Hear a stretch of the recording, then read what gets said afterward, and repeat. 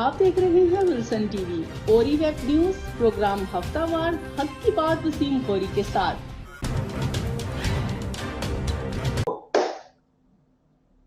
शुरू करता हूं रब्बे जलील के बाबरकत नाम से। मैं आपका होस्ट वसीम गोरी और आप देख रहे हैं प्रोग्राम हक की बात वसीम गोरी के साथ। आज का प्रोग्राम मेरे मुताबिक मेरी नज़र में बहुत अहम है। हुकूमतें आती हैं जाती हैं, लेकिन इदारे और डिपार्टमेंट वहीं खड़े रहते हैं। जी, मैं आज बात करूंगा ऐसे तबके की, ऐसे अदारे में काम करने वाले लोगों की जो पाकिस्तान में हर अफादियत, हर जगह पर फ्रंट लाइन पे आपको नजर आते हैं। चाहे वो 12 रबी अव्वल हो, मुहर्रम हो, या पाकिस्तान के निजी मामलात हों, या फाटा में ऑपरेशन के बाद जो अमल दरामद होती है, उन पे भी वो तबका आपको फ्रंट लाइन में नजर आएगा। मैं बात कर रहा हूं यहाँ सेंट्री वर्कर हजरात की, जो कि पाकिस्तान का ये ऐसा तबका है जो पाकिस्तान को एक अच्छा पुरसकून और साफ सफा माहौल मुहैया करते हैं। लेकिन हमारी हुकूमतें, हमारे डिपार्टमेंट उनके साथ क्या करते हैं, इस सिलसिले में बात करने के लिए और ये सारे हाल हवाल जानने के लिए हमने बात आज करेंगे सैमुअल प्यारे साहब से, जो कि इम्प्लीटेशंस मिनॉरिटी राइट्स फोरम के चेयरमैन भी हैं। जी सैमुअल भाई, अस्सलाम वालेकुम, वेलकम आपको हमारे स्टूडियो में। वालेकुम सलाम जी। जी सैमुअल भाई, सबसे पहले मैं आपको वेलकम कहता हूं अपने स्टूडियो में। और मैं प्रोग्राम का आगाज करने से पहले सबसे पहले मैं बात करूंगा तसद्दीक हुसैन जिलानी साहब की, जो सो मोटो एक्शन पे 19 जून की जो उनकी रिपोर्ट थी, उस बारे में प्लीज आप जरा नाजरीन को बताइएगा, फिर मैं अपना प्रोग्राम का बाकायदगी से आगाज करूंगा। जी सर। जी, सबसे पहले तो मैं शुक्रगुजार हूं आपके इस टीवी चैनल का कि आपने मुझे मौका दिया कि मैं जो राइट इंफॉर्मेशन है वो लोगों तक पहुंचा सकूं आपके इस चैनल के वसासत से। आपको याद होगा कि 22 सितंबर को एक बहुत बड़ा सान्या पेशावर में हुआ था, गुवाहाटी में सेंट ऑल सेंट चर्च में। उस पे सोमोटो लेते हुए हमारे साबका चीफ जस्टिस ऑफ पाकिस्तान तसद्दुक हुसैन जिलानी ने एक लैंडमार्क जजमेंट दी थी, जिसमें अक़लियतों के हकूक़ की तशरीह की गई थी आइन के मुताबिक। और पूरे यूरोप, बल्कि यूरोपियन यूनियन ने उनको इस जजमेंट पे हग अवार्ड भी दिया था। मैं समझता हूं कि ये अवार्ड कॉन्स्टिट्यूशन, बेहतरीन कॉन्स्टिट्यूशन पे था। तो वो लैंडमार्क जो है वो पाकिस्तान में अक़लियतों के लिए एक बहुत बड़ी ऑक्सीजन का किरदार अदा कर रही है। 19 जून 2014 को ये एक लैंडमार्क फैसला आया था, जिसमें हमारे हकूक के मुतल्लिक पूरी तशरीह कर दी गई थी। तो इस हवाले से जो यानी कि 7 उसके पॉइंट थे, तो उस पर अमल दरामद करवाने के लिए जब ये फैसला आया तो उसमें एक बहुत बड़ी बात जो उस वक्त बेंच ने लिखी वो ये थी कि जब तक इस पर अमल दरामद नहीं होता, सुप्रीम कोर्ट ऑफ पाकिस्तान 3 रुकनी बेंच जो है वो सेपरेट बनाता रहेगा। बल्कि कल मैं पेशावर में ही था, हमने दोबारा से ये रिक्वेस्ट करके, ये खुदा का शुक्र है कि सुप्रीम कोर्ट ऑफ पाकिस्तान में इस पे जितने भी तसद्दुक हुसैन जिलानी के बाद जितने चीफ जस्टिस आए हैं, उन्होंने इस जजमेंट पर अमल दरामद के लिए काम किया है। तो हमने ये थैंक यू सैमुअल भाई, मैं समझ गया आपकी बात को। मैं नाज़रीन को बताना चाहता हूं कि ये जो सुप्रीम कोर्ट की जब जजमेंट थी, इसका तमाम जो सेहरा है वो आपके सर जाता है। जी नाज़रीन, मैं यहाँ पे सेंट्री वर्कर की बात करने से पहले एक छोटी सी वीडियो क्लिप जो कि हमें पाकिस्तान में पाराशनारपुर में एजेंसी मिनॉरिटी की तरफ से मिली है, मैं वो नाज़रीन को दिखाना चाहता हूँ। फिर उसके बाद हम बाकायदगी से गुफ्तगू का आगाज करेंगे। इतने मजबूर हो गए ना कि कसम खुदा की अभी आप लोगों को क्या पता, हमारे पास इतना कुछ नहीं कि अपने घर की कोई चीज बेच के तो अपने बच्चों के लिए कुछ कर ले। हम जिसके पास जाते हैं हमारी कोई सुनता नहीं, हमें निकाल देता है, हमें आसरा देता है, उल्टा धमकियां भी देते हैं। हम गरीब लोग हैं, हम क्या करें। आप लोगों से हम इल्तिजा करते हैं, मेहरबानी होगी कि हमारे लिए कुछ ना कुछ किया जाए। हेलो जी, मैं पप्पू मसीह हूँ। मैं इधर कुरम एजेंसी प्राचिनार में काम करता हूँ, टाउन कमेटी में। इतने मजबूर हो गए, हमारी तनख्वाहें बंद है। सुबह का मैं निकला हुआ हूँ, कुछ खाने के लिए नहीं मिल रहा है। दुकानदारों के पास जाते हैं, वो हमें बेइज्जत करके निकाल देते हैं, बोलते हैं कि कुछ भी नहीं है। हम लोग किधर जाए, हमारे यही तनख्वाह का आसरा है। अगर अफसरों के पास जाते तो हमारे अफसर लोग बोलते हैं हमारी भी तनख्वाहें बंद है। अगर उनकी तनख्वाहें बंद भी हो तो उनको क्या तकलीफ है, उनके पास जायदाद है, मकान है, सब कुछ है, पैसा दौलत जायदाद सब कुछ रखते हैं। हमारे पास तो यही तनख्वाह का आसरा है, ये तनख्वाह भी नहीं हमें मिली जा रही। हम बहुत ज़्यादा मजबूर हो रहे हैं। सुबह का मैं एक जगह जा रहा हूँ, दूसरी जगह जा रहा हूँ, घर में खाने के लिए नहीं, बच्चे हमारे मांगते हैं, हम क्या करें। बहुत ज़्यादा मजबूर हो गए। अगर कोई बंदा गलत काम करे या चोरी करे या डाके करे तो किस वजह से करता है, इसी वजह से कि वो मजबूर होता है। पर चिनार वालों के लिए करे, मगर हमारे लिए कोई भी कुछ नहीं कर रहा है। मेहरबानी करके इधर लोगों की पेंशनें बंद है, तनख्वाहें बंद है, मगर हमारे लिए कुछ ना कुछ किया जाए। जिस अफसर के पास हम जाते हैं हमें एक आसरा दे के हमें बोलते हैं कि हो जाएगा, कल मिल जाएगा, परसों मिल जाएगा। हमें रोज़ाना यही बोलते हैं 10 तारीख बाद मिल जाएगा, कहते हैं हमें बोलते हैं मुहर्रम के बाद मिल जाएगा। अभी एक तनख्वाह देगा, एक तनख्वाह हम कर्जदारों को दे के हम खुद अपने लिए कुछ खाने के लिए ले। बहुत ज़्यादा मजबूर हो गए। मेहरबानी करके हम वज़ीर आला को, वज़ीर आज़म साहब को, सब ऑफिसर को हम ये बोलते हैं कि हमारा कुछ किया जाए। मेहरबानी जी।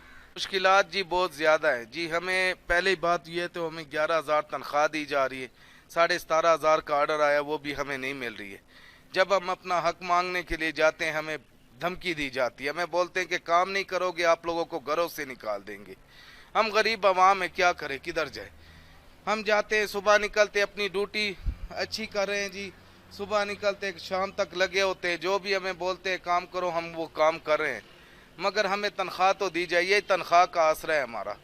कच्ची नौकरी है जी, कोई पक्की नौकरी भी नहीं है, मगर हम ये बोलते हैं कि हमें किसी तरह भी हो हमारी तनख्वाह को खोला जाए, ये पैसा हमें मिलना चाहिए। बहुत ज़्यादा हम लोग मजबूर हो गए, इतने मजबूर हो गए ना कि कसम खुदा की के अभी आप लोगों को क्या पता, हमारे पास इतना कुछ नहीं कि अपने घर की कोई चीज बेच के तो अपने बच्चों के लिए कुछ कर ले। हम जिसके पास जाते हैं हमारी कोई सुनता नहीं, हमें निकाल देता है, हमें आसरा देता है, उल्टा धमकियां भी देते हैं। हम गरीब लोग हैं, हम क्या करें।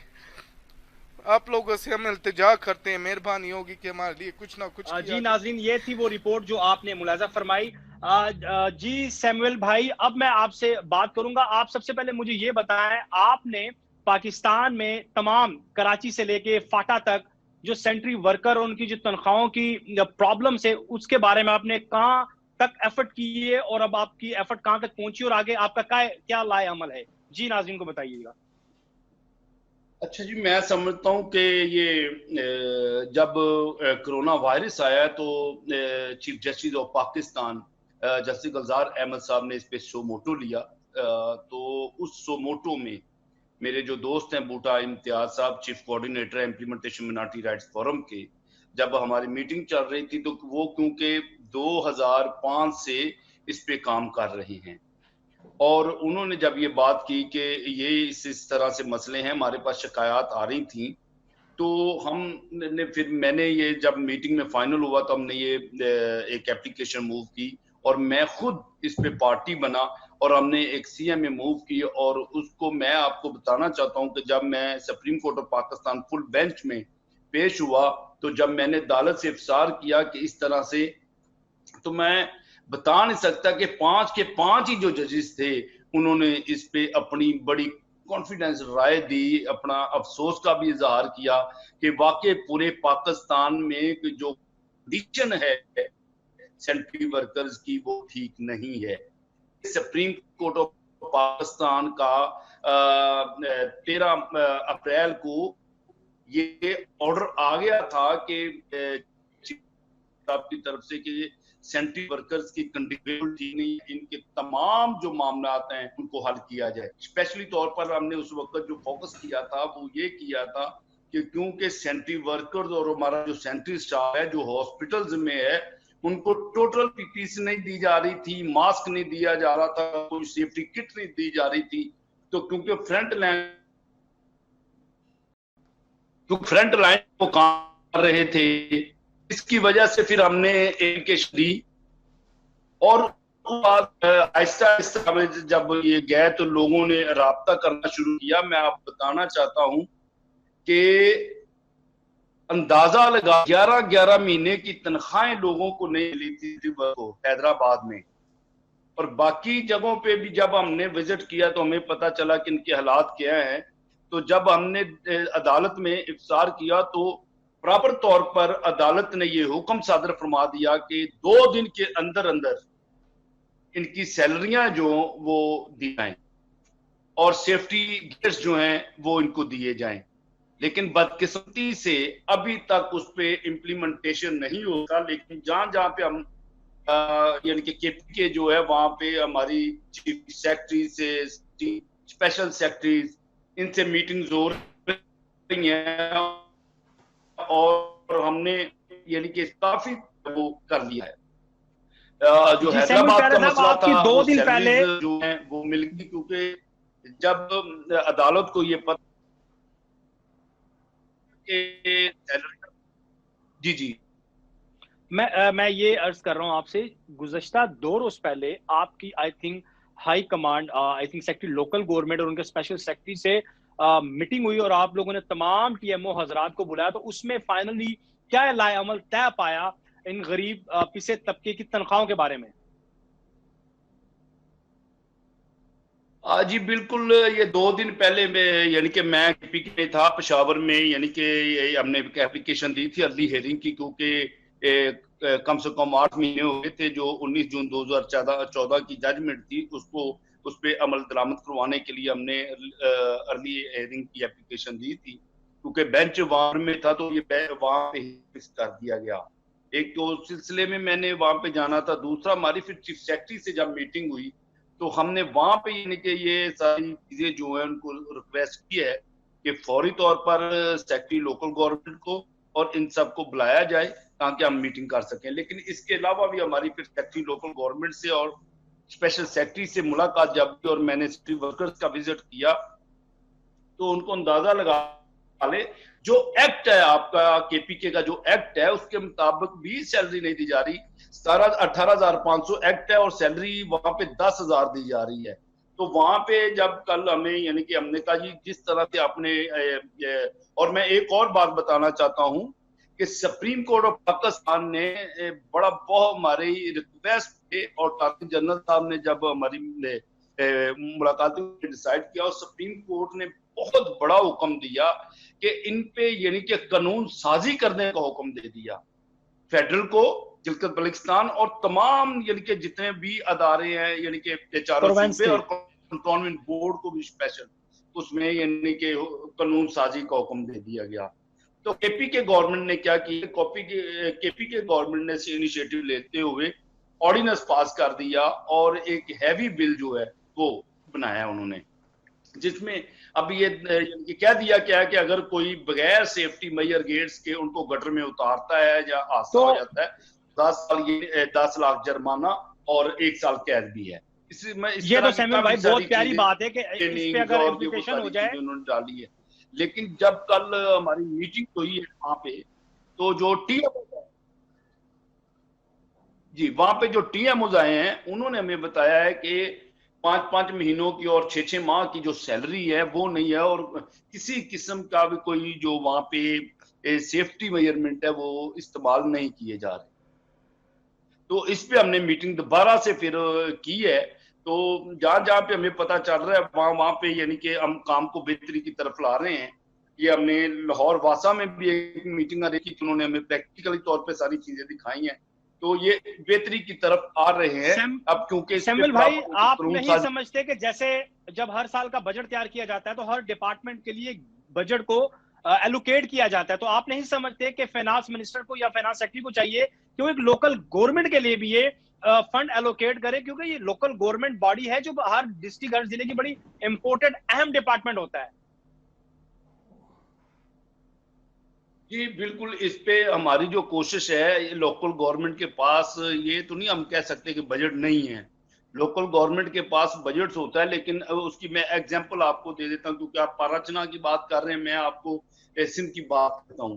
अंदाजा लगा लें कि अभी तक 11-11 महीने की यानी कि मिनोरिटीज को सैलरी दे दी गई, अभी जो मुसलमान भाई हैं उनकी 11-11 महीने की सैलरी हैदराबाद में नहीं दी गई, क्योंकि उनको जो गवर्नमेंट है वो कहती है खुद से आपने सारा रेवेन्यू जमा करना है और लोगों को सैलरी देनी है, लेकिन वहां पे नहीं हो रहा। इसी तरह हम ये कल जब चीफ सेक्रेटरी से नेक्स्ट वीक में हमारी मीटिंग होती है तो उसमें जरूर ये पॉइंट हम रेज करेंगे कि फाइनेंस जब यानी कि इसका एलोकेट करता है तो वो प्रॉपर एक बजट जो है वो वाफर मकदार में उनको वहां पे दिया जाए। बिल्कुल क्योंकि सैमुअल ये प्यारा साहब, परमानेंट देखें जॉब जैसे एक आईटी डिपार्टमेंट है, एक क्लाइमेट चेंज डिपार्टमेंट है, इसी तरह रेवेन्यू एक डिपार्टमेंट है, लोकल गवर्नमेंट, ये सब डिपार्टमेंट है जो कि मिनिस्ट्रियां के तहत डिपार्टमेंट काम करते हैं। तो हर साल बजट में इनका फंड एलोकेट किया जाता है। चले मैं यहाँ पे एक छोटी सी मिसाल दूंगा, आप एक CNW डिपार्टमेंट होता है, उसको रेवेन्यू मिनिस्टर रन करता है, तो इसी तरह उनको तो सैलरी हर वक्त महीने के टाइम टू टाइम दी जाती है। हेल्थ डिपार्टमेंट हो गया, एजुकेशन डिपार्टमेंट हो गया, हालांकि वो कुर्सियों में बैठ के अपनी जॉब को सर अंजाम दे रहे होते हैं। मैं किसी की पे तनकीद नहीं कर रहा, लेकिन बात ये कर रहा हूं जो रोड पे मेहनत मजदूरी कर रहा है, जो आपके माशरे को साफ कर रहा है, उसके साथ ज्यादती क्यों? बस जी यहाँ पे बदकिस्मती ये है कि इसी तरह से है कि ये कल भी बात हो रही थी ट्रेनिंग ऑफिस में कि वहां पे जो ट्रेनिंग सेंटर का हमें कहा गया कि वहां पे आप विजिट कर लें, वहां ट्रेनिंग सेंटर जो था वो 17वें ग्रेड से लेके तो 19वीं ग्रेड तक था। तो मैंने कहा जी ये ट्रेनिंग सेंटर तो फिर उन लोगों के लिए है, लेकिन मेरे जो सेंट्री वर्कर्स हैं जो सीवरेज में उतरते हैं, जहाँ ये सारी चीजें यानी कि टेक्निकली उनको पता होनी चाहिए कि किस तरह से उतरना है। आप हमें मटेरियल दिखाएं कि क्या इस्तेमाल करवा रहे हैं, कैसे उनको उतार रहे हैं, कौन सा यानी कि उनको जो यूनिफॉर्म है वो आप दे रहे हैं। तो मैं समझता हूँ कि अभी तक गवर्नमेंट सीरियस ही कोई नहीं हुई थी कि ये भी इंसान है या इनके भी कुछ राइट्स हैं। तो अब यानी कि क्योंकि आपने देखा होगा कि अब जाके काफी सारी चीजें सीरियस होना शुरू हो गई हैं। कल जो लेटर जारी किया गया है, हमने जो यानी कि सैलरीज के हवाले से बात की है, उसमें तमाम जो TMOs एबटाबाद और बाकी जो जितने भी जिला के TMO डायरेक्टर सबको लिखा गया है कि अपने अपनी रिपोर्ट्स यानी कि वो जमा करवाएं कि सैलरीज कितनी दे रहे हैं। उसमें ये इंसाफ हुआ था आपका पराचना का कि वहां पे सैलरीज नहीं है। और दूसरे नंबर पे जो बात है वो ये है कि अब हम ये चाह रहे हैं कि गवर्नमेंट जो है, जो पहले तो मैं बता दूं आपको, जो लेबर एक्ट बनता, लेबर में उनको तस्लीम ही नहीं किया जाता। अब लेबर ने पहली दफा ये बिल ड्राफ्ट किया है। जी थैंक यू सैमुअल। दूसरे नंबर पे यहाँ जो पे ब्रेक का टाइम हुआ है, यहाँ पे ब्रेक का टाइम हुआ है। जी नाज़रीन, ब्रेक का टाइम हुआ है, हाजिर होते हैं ब्रेक के साथ, मेरे साथ रहिए। आप देख रहे हैं विल्सन टीवी ओरी वेब न्यूज, प्रोग्राम हफ्तावार हक की बात वसीम खोरी के साथ। नाज़रीन वेलकम बैक, आप देख रहे हैं हक की बात वसीम गोरी के साथ। हमारी गुफ्तगू जारी रहेगी सैमुअल प्यारा साहब के साथ। जी सैमुअल भाई, आप ये बताएं मुझे, बड़ी अच्छा आपने इकदाम किया, बड़ा अच्छा आपने काम किया, इसका अजर आपको इस जहां में भी तो मिलेगा, आपकी आखिरत भी अच्छी होगी है।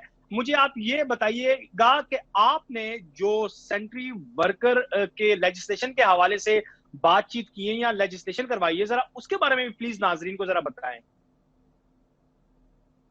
जी बिल्कुल, बात यह है कि मैंने पहले भी आपसे बात की है कि मैं एक बात करके फिर मैं लेजिस्लेशन की तरफ आता हूं कि अंदाजा लगा ले कि कैपिटल में इस्लामाबाद में जो यानी कि मुलाजमी थे, उसके अलावा CDA के अलावा डेली बेसिस पे जो इन्होंने रखे हुए हैं कॉन्ट्रैक्ट पे, ये उनकी तनख्वाह यानी कि अंदाजा लगा ले कि 15-15 हजार रुपया थी।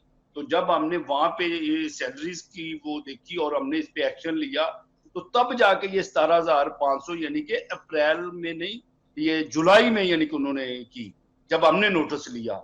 सुप्रीम कोर्ट के जो अपने सेंट्री वर्कर थे डेली बेसिस पे, उनको 15-15 हजार रुपया मिल रही थी।